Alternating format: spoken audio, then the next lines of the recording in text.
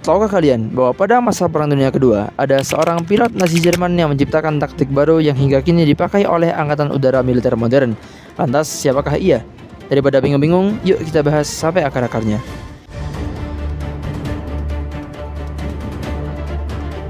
Ya, ia adalah Werner Mölders, seorang pilot legendaris Jerman yang menciptakan taktik Finger Four untuk Angkatan Udara.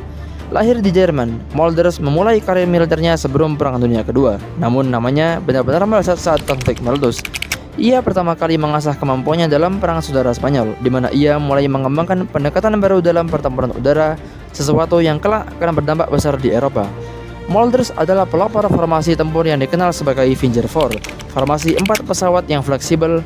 Taktik ini kemudian diadopsi luas dan menjadi standar dalam banyak angkatan udara modern. Ketika Perang Dunia Kedua dimulai, Mölders menjadi salah satu ace paling sukses Luftwaffe. Ia bertempur di berbagai front, dari Prancis hingga Battle of Britain, dan mencatatkan puluhan kemenangan udara dalam waktu singkat.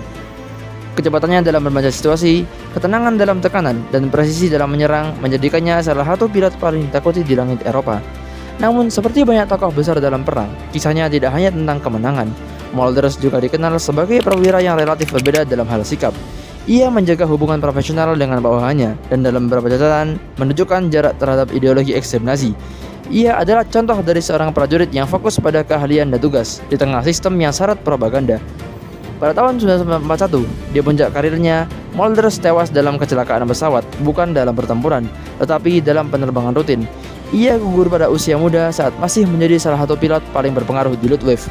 Di tengah Perang Dunia Kedua, ia bukan sekedar pilot, ia adalah arsitek strategi di udara, dan meskipun hidupnya singkat, pengaruhnya bertahan jauh lebih lama daripada seorang mesin pesawat yang pernah ia kendalikan.